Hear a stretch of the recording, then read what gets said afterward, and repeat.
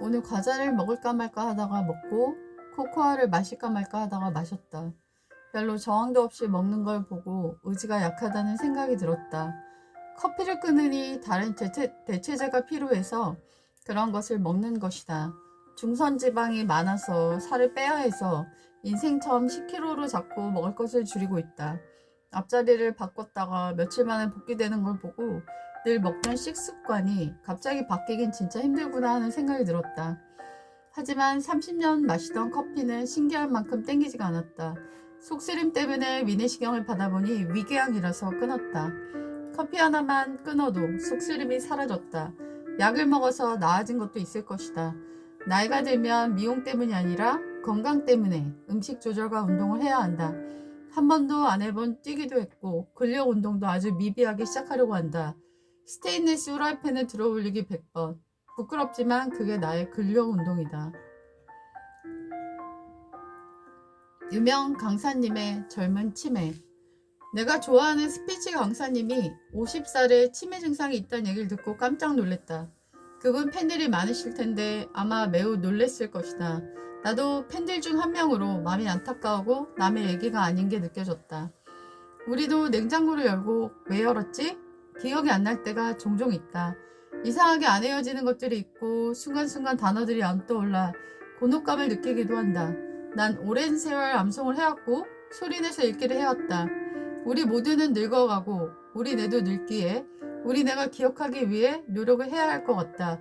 주어지는 영상을 볼 때 뇌는 정지해 있으나 책을 읽을 땐 뇌가 활발히 움직인다고 한다.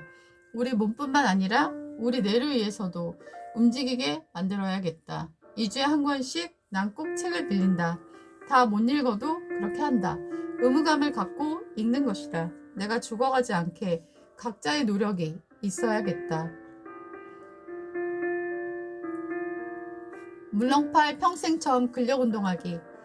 오늘도 근력 운동을 했다. 100개를 들어 올리는 건데 처음엔 하나 쉬고 했는데 70개를 넘어가니 5개 하고 쉴 만큼 나아졌고 90개째가 되니 10개를 한꺼번에 들어 올릴 만큼 나아지는 나를 발견했다. 2번 하고 이렇게 말하기는 부끄럽지만 사과, 바나나, 양배추 이런 무거운 걸 장봐서 엘베 없는 집 4층까지 들어다 올리는데 처음으로 수월하다는 느낌을 받아 기분이 좋았다. 이래서 근력 운동을 하는 거구나 하는 생각이 들었다.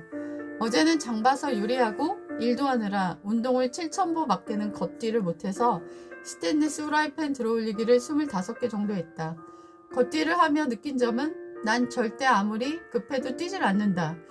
버스를 놓쳐도 안 뛰고 파란불이 깜빡대도 안 뛰는데 걷기를 하고부터는 부담 없이 뛰고 있다.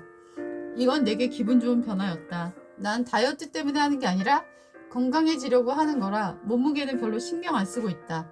오늘부터 칠링 주스도 마시려고 준비해뒀다.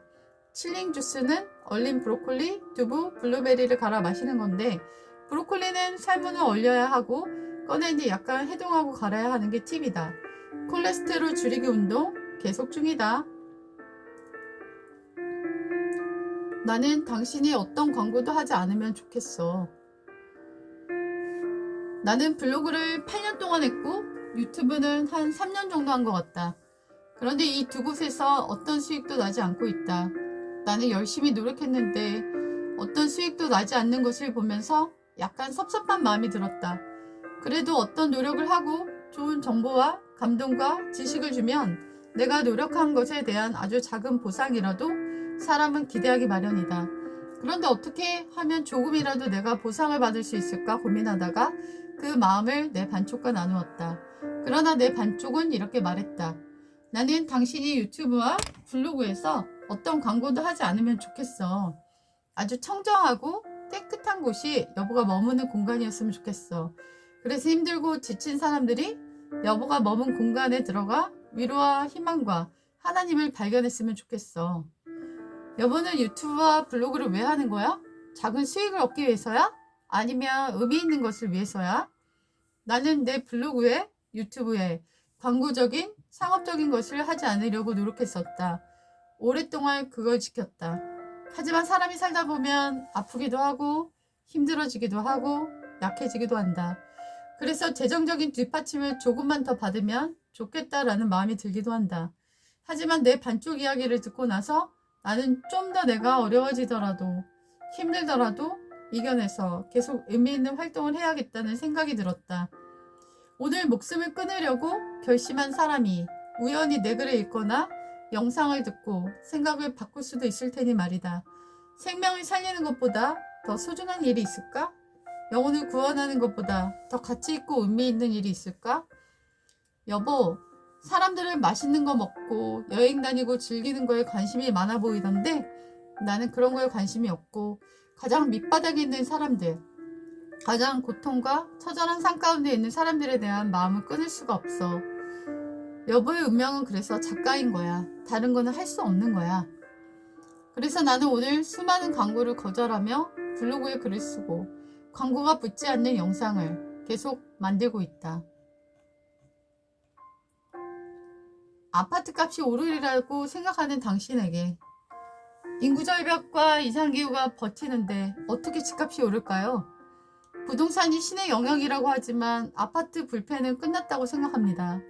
오히려 전기 민영화 등으로 관리비 폭탄으로 탈 아파트에서 관리비를 줄일 1인 2인 노인 세대들이 늘 거라고 생각해요. 미래는 아파트 공실화 될 거라고 생각합니다. 도시라고 다를까요? 인구가 없는데요. 재택과 또 다른 형태의 직업 문화가 뜨면서 지역에 상관없는 지역도 많아져서 뉴욕은 탈뉴욕화에서 공실화되는 건물도 많다고 들었습니다. 뉴욕도 그런데 하물며 우리나라 도시들이 버틸까요? 이상기온으로 물에 잠길 도시들도 많아지는데요. 도시가 물에 점점 잠겨 쏘를 옮긴 나라들도 있어요. 이젠 급진적 투자가 아니라 초주의적 지키자는 자가 위너입니다. 내가 살집만 소박하게 갖는 게 맞을 것 같아요. 건축하는 사람들, 기자들이 써내려간 기사로 얼마나 많은 사람들이 영끌해서 피마르게 살고 있나요? 폭락을 경험하지 못한 세대이기 때문에 떨어지는 것에 대한 비극의 경험이 우린 없어서 담대해지는 거예요. 제2의 IMF인데 집을 산다는 건 1주택자가 주거지 목적으로 사는 것 이외에 사는 건 아닌 것 같아요. 그리고 오를 걸 기대해서 무리하게 사지 마시고 떨어져도 버틸 만한 것으로 사는 게 현명하다고 생각합니다.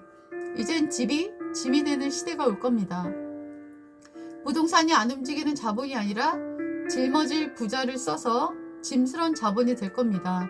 전 절대 안 팔리고 값은 떨어지는. 기후만 공부해보시면 얼마나 심각한지 깨닫고 우리나라 지진의 예언적인 나라가 이젠 아니란 것을 알게 될 겁니다.